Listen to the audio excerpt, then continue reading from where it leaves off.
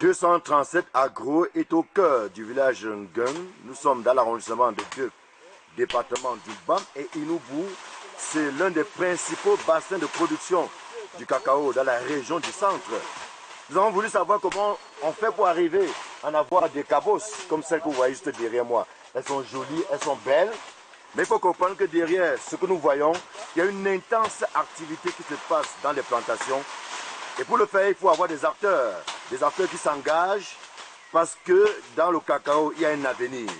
Dans le cacao, on peut gagner dignement sa vie, mais il faut surtout aussi accepter de se sacrifier, avoir du temps, avoir un peu de moyens et avoir surtout une forte équipe, des jeunes qui acceptent de mouiller le maillot, comme on dit, pour gagner leur pain quotidien. Et donc, nous sommes venus à la rencontre d'une dame, on ne va pas dire une dame de fer, mais une dame simplement qui, malgré les difficultés, a accepté de se lancer dans cette filière porteuse.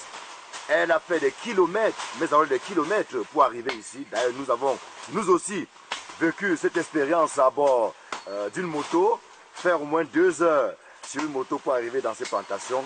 Il faut le faire. Virginie Adoubé, bonjour. Bonjour. Et bienvenue. Merci. Ça va? Ça va aller. Merci de nous accueillir ici. Merci. J'allais dire chez vous, chez nous. Nous sommes au Cameroun. Nous sommes en pleine forêt équatoriale. Alors, ça va? Ça va aller. Merci à vous d'être venu jusqu'à nous. Ouais. Merci. Quand on voit ce sourire, on a envie de dire que tout va bien. Bon, tout va bien parce qu'on force à avoir le minimum, le strict minimum pour pouvoir avancer. Donc on peut dire que tout va bien. D'accord. Alors, je disais tantôt que nous sommes dans une plantation, l'une de vos plantations. Vous en avez comme ça sur quelle superficie? 12 hectares. 12 hectares. Waouh.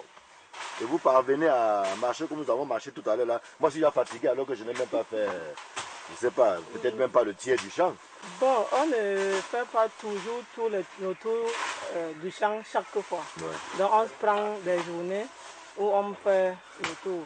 Et d'autres journées, on prend les parties où on voudrait exercer et travailler ce jour-là. Voilà comment nous faisons. Alors j'ai choisi expressément que nous commencions cette petite visite ici parce qu'on a des belles cabosses. Et il faudrait que les Camerounais sachent qu'avant d'arriver à ces cabosses, il y a quand même un grand travail qui est abattu au quotidien. Et ce travail-là, vous le faites, pas vous seul, mais avec une forte équipe de jeunes qui vous accompagnent. Comment ça se passe? Je dirais d'abord que tout n'est pas facile. Le début, c'est le choix du sol. Oui. Il faut d'abord faire le choix du sol. Il faut aussi trouver même le lieu où trouver ce sol qui va t'accepter. Donc en premier, on a commencé par faire le choix du sol. Et qu'est-ce qui vous a guidé ici? Qu'est-ce qui vous a dit que ce sol est bon pour faire la cacaoculture?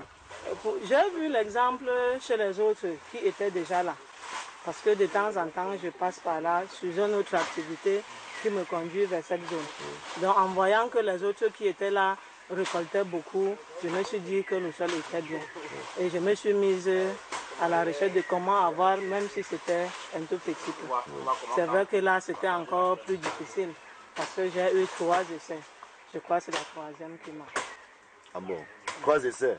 Quand vous dites essai, il faut qu'on comprenne. Ça veut dire quoi? Ça veut dire on avait, puisque je prenais des renseignements, où est-ce que je peux trouver qui peut me vendre. Maintenant, on a trouvé chez une première personne, après il y avait des conflits. On a trouvé chez une deuxième personne, derrière d'autres petites choses aussi se sont installées qui ne me permettaient pas moi, qui ne me mettaient pas à l'aise. Oui. Donc j'ai décidé de continuer à chercher. Du coup, dans la suite de la recherche, je suis tombée sur ceci à travers le canal d'un monsieur qui est un ami à moi, qui vit évidemment dans ce même village. Oui, parce que j'allais vous demander comment vous faites. On sait que l'accès à la terre n'est pas la chose la plus aisée. À plus forte raison pour une femme. J'allais vous demander justement comment vous avez pu avoir 12 hectares, là où on imagine que ça devait être difficile. Comment vous avez fait? Ou alors vous les avez eu de façon progressive? Non. Vous les avez une seule fois comme ça? Une seule fois. Parce qu'en fait, j'étais parrainée par quelqu'un de ce village, qui est un frère, un ami. Bon, il est presque tout, quoi. Parce qu'on s'entend bien depuis avant que le chantier ne vienne. Du coup, par son canal, il a managé jusqu'à ce que je puisse avoir ceci. Et depuis longtemps, là, jusqu'à présent, je n'ai pas eu de problème ici. Bon, Et ça donc, a été moyennant, justement, un peu d'argent. un peu seulement? Beaucoup d'argent. Beaucoup d'argent. Vous avez mis les mains à la poche? Je payais progressivement, n'ayant pas les moyens pour sortir beaucoup d'argent et donner. Je suis allé dans la lancée de tranches. Oui. Donc j'ai payé ça sur 3 ans. Et ça va aujourd'hui, le terrain vous revient entièrement. Il n'y a pas de problème, vous avez eu tous les papiers qu'il faut. Pour que quelqu'un ne sorte pas un matin et vous dise que c'était mes plantations, non? Ça va? Non, aucun problème. L'esprit est tranquille.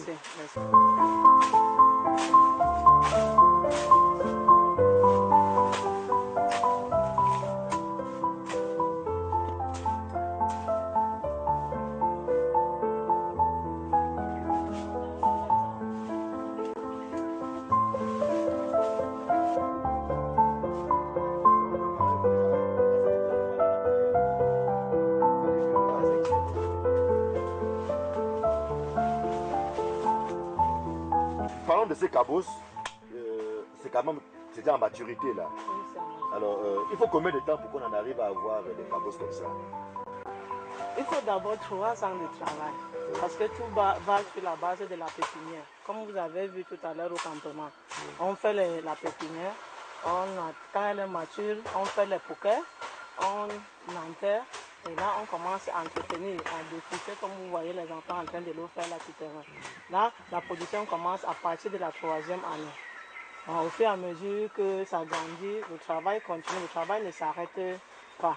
Si à un certain moment, et quand on a coupé l'herbe là, quand ça repousse, il faudrait revenir encore couper. Et puis il y a les traitements qui suivent, et avec les produits phytosanitaires, avec les appareils à dos pulvérisateurs, avec les atomiseurs, ainsi de suite. Pour avoir des jolis cabots comme ça. Pour avoir des jolis cabots comme ça, il faut les entretenir, sinon ils seront piqués par des moustiques, ils vont pourrir. Alors, vous renouvelez le verger parce qu'on voit quand même que là, on a l'impression que c'est un vieux champ. Mais en même temps, on voit des petits plants. Comment ça se passe?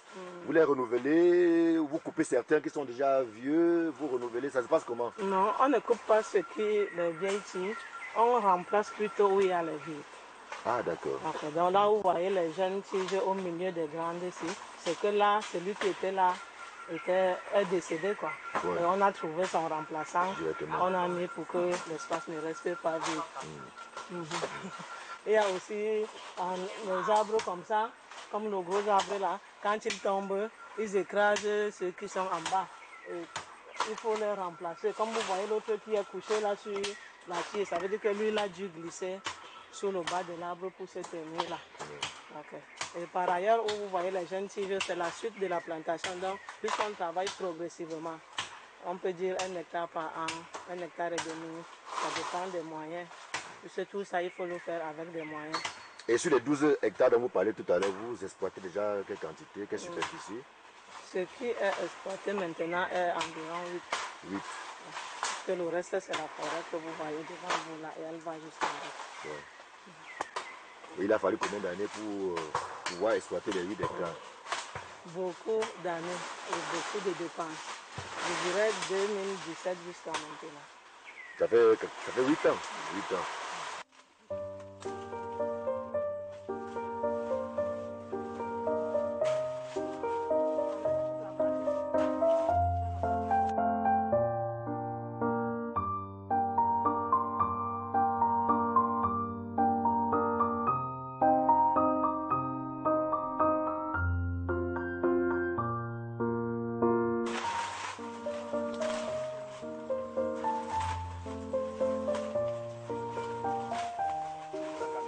Qu'est-ce qui a été le déclic? vois une jeune dame comme ça qui décide de se lancer dans la cacaoculture, je précise que si aujourd'hui on parlait des prix, on en reparlera tout à l'heure. Il y a quelques années, le prix était vraiment au plus bas. Pourtant, vous avez quand même accepté de vous lancer dans cette filière. Pourquoi? Bon, la première motivation, je suis un enfant de cultivateur. Et puis, je suis né d'une famille vraiment pauvre. Du coup, dans ma tête, je me suis dit, il faudrait que je trouve quelque chose qui va m'aider à tenir debout, à sortir ma famille de la pauvreté. L'exemple vient de mon papa qui faisait déjà dans ça. Tellement nous sommes nombreux que on ne peut pas tous s'attacher à regarder ses restes. Je me suis dit qu'il fallait me tirer, essayer de faire ce qui me revient à moi. La deuxième motivation, je fais partie d'une société qui travaille dans l'import-export des produits de base à l'instar du cacao, ce qui m'a donné le rapprochement avec les cacaoculteurs. Alors quand je venais, je prenais un peu de cacao et je donnais beaucoup d'argent. Et je me suis dit, mais comment les autres font pour avoir aussi beaucoup d'argent? Pourtant, ce n'est que le sol qu'ils ont cultivé. Et à ce moment, je me suis rappelé que mon papa nous emmenait souvent en plantation. Et puis, c'est comme qui travaillait là-bas, cultivait là-bas, c'était le cacao. Ne voulant pas être la charge pour la société, j'ai décidé de me lancer dans la production. Alors, je suppose que vous étiez toute naïve. Vous entrez dans une filière qui a ses règles et tout ça. Et puis, comment vous faites? Vous avez été formé, des gens vous ont suivi dans vos premiers pas. Comment ça s'est passé? Bon, formation quelconque, non. Je me souvenais de ce que papa faisait quand on était petit d'abord. Et à un certain moment, quand j'étais bloqué, je me rapprochais de ceux qui ont déjà fait. Et je prenais des petits renseignements. J'allais même en flatter d'autres pour les amener jusqu'ici, me montrer réellement comment est-ce que cela se fait. Okay. On va continuer, on va chercher. Bon, là, on avait des cabosses qui sont déjà prêtes. Il faut qu'on aille ailleurs, voir un peu. Il y en a beaucoup. Peut-être quand ça commence tout au début, là, quand ça commence là, il s'agit des fleurs, vous appelez ça quoi? Les chérelles. On va aller voir ça.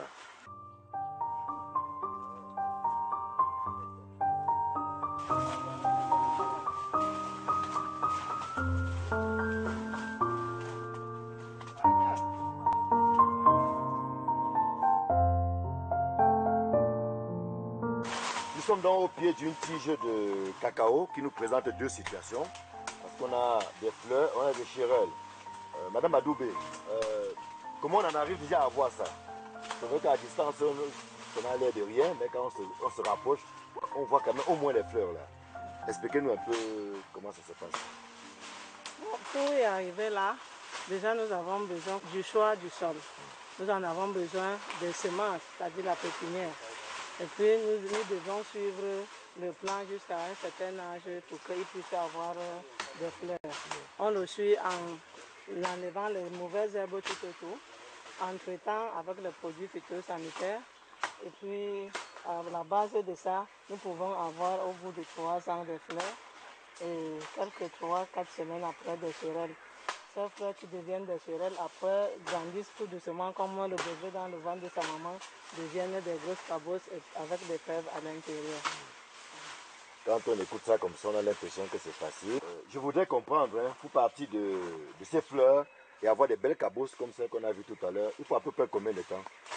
Il faut à peu près 2 mois et demi. Ça ne varie pas, même si on n'entretient pas son champ, c'est la même chose. On doit entretenir. On doit entretenir parce que un enfant qui ne se lave pas ne peut pas être grandi normalement. Donc le cacaoyer aussi est comme un bébé. Donc il faut l'entretenir. Il faut le traiter, il faut le mettre au propre. Il faut qu'il y ait de l'air qui entre au soleil.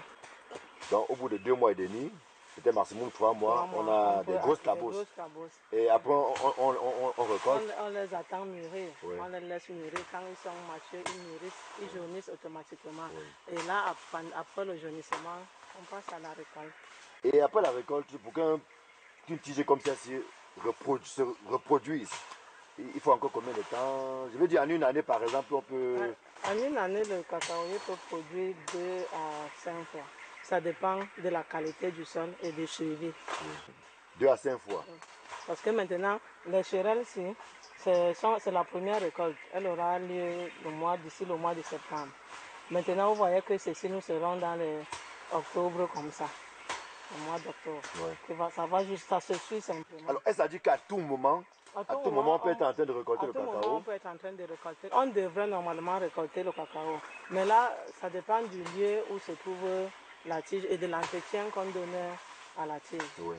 Est-ce que le climat aussi joue un rôle? Je veux dire que si on est ici, qu'il pleut beaucoup, alors qu'ailleurs on a une plantation où il ne pleut pas, ça ne joue pas aussi sur la récolte, là, sur la production? Si, le climat joue énormément sur les récoltes.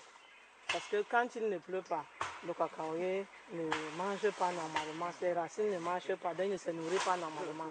Du coup, il ne peut pas porter comme on veut. Il va néanmoins porter, mais pas vraiment porter comme quand il pleut. Alors nous sommes Le changement de climat n'est pas souvent favorable pour nous. Et dans la zone, si vous avez ce problème-là, de variation climatique, il ne pleut pas normalement. Comme présentement, il ne pleut pas normalement. Oui. Vous avez parcouru toute la route là sans glissade justement parce qu'il n'a pas plu. Oui. Alors quand c'est comme ça... Quand il ne pleut pas aussi, nous perdons les céréales comme ça. À cette taille parfois un peu plus grosse, elles jaunissent parce que le manque d'eau au sol. Elles jaunissent et puis elles vont sécher comme ceci. Comme elles deviennent les momifiées. Oui. Et ça c'est des déchets, on ne peut plus rien faire de ça. On ne peut plus rien faire de ceci. Et malgré tout ça, vous vous dites, bon, on ne peut pas faire des omelettes sans casser les œufs. Justement. Il faut rester focus sur l'objectif recherché. Surtout ne jamais se décourager. C'est ça l'objectif principal. Alors nous sommes au mois de juin déjà. Dans cette plantation, vous avez déjà procédé à combien de récoltes depuis le début de l'année? Une seule le mois d'avril. En avril. Et vous disiez tout à l'heure que d'ici septembre, on pourra... ceci sera prêt. D'accord. En bas là-bas, il faut juste qu'on finisse de nettoyer. Vous avez vu que c'est déjà prêt. Okay.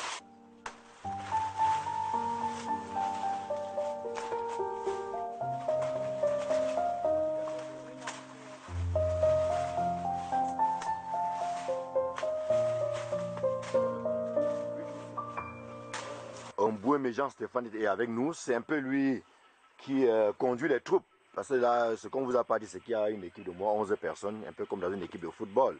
C'est lui qui pousse, Et expliquez-nous un peu, l'entretien d'une cacaoyère consiste en quoi? On vous voit balader les machettes partout. Qu'est-ce que vous faites et pourquoi c'est important de le faire? L'entretien du cacaoyère, c'est d'abord le défrichement du champ. Après le défrichement, il y a le traitement. Après le traitement, pour que le cacao produise normalement, il faut le faire la taille, pour qu'il ne soit pas touffé. Et quand on fait le dégagement, vous voyez un peu comment le champ se porte un peu bien. Les fleurs apparaissent comme il se doit. Et le grossissement des cacao, malgré qu'il faut le traitement qui ne manque pas. Mais quand on a déjà traité le champ, ça évite la pourriture des chérelles. Et le champ se porte bien. Ça veut dire qu'il faut dégager le surplus ou bien l'excès d'arbres, des branches qu'il y a là. C'est pour faire quoi? Entrer la lumière? Expliquez bien ça. Non, pour dégager le champ d'abord, parce que quand on crée le champ, il faut enlever quelques arbres pour ne pas étouffer le champ, n'est-ce pas? Quand tu prends ton cacaoyer, ça grandit sans problème. Et maintenant, quand le cacaoyer grandit, il y a maintenant les étapes où il faut dégager le cacaoyer, c'est-à-dire faire une petite taille, n'est-ce pas? Pour que la lumière entre. Et la lumière qui entre là, c'est ça qui fait en sorte que le cacao évolue sans problème. Et ça produit, bon, malgré qu'il faut le traitement, mais quand le cacao est aéré, le champ se porte bien. Et pendant que vous faites ce dégagement, vous défrichez, vous tuez également certaines plantes qui sont inutiles ou bien certaines tiges qui ne servent à rien. Parce que vous voyez couper là, ça se passe, qu'est-ce qui vous détermine à dire il faut couper ici et ne pas couper là-bas par exemple? Et effectivement, quand on plante le cacao, parce qu'on sait que enlever la tige n'est pas difficile. Mais c'est pour que la tige la passe et grandit, commence à produire, qui est difficile. Maintenant, quand je constate que le champ est touffu, quand il parle de touffu, ça veut dire qu'il y a certaines tiges de cacaoyer qui peuvent faire en sorte que le champ ne se porte pas bien. Maintenant, je suis obligé d'enlever certaines tiges pour que les autres qui restent, ça ne crée pas, ça produit sans problème. Donc, pour ne pas avoir embouteillage de tiges de cacaoyer dans le champ. Il y a un autre aspect qui est très important. Vous parlez des arbres tout à l'heure. Vous savez que la bataille au niveau international est de ne pas déforester. C'est de garder les arbres et de continuer à faire son cacao sans problème. Vous essayez quand même de respecter ça? Je me dis que dans un champ cacao, il faut au moins dans les 12 à 18 pieds d'arbres par hectare. Donc maintenant, et on sait que le cacao comprend, c'est aussi un arbre. Ouais. Ça permet aussi que, malgré que les autres sont plus hauts, quand les autres sont aussi en bas, ça alimente la nature. Ouais. Et le cacao, bon bref, le cacao c'est un arbre que ça ne demande pas à être étouffé. Quand on crée un champ cacaoyer, dans le norme, on doit un peu dégager les arbres qui peuvent nuire à l'évolution du cacao.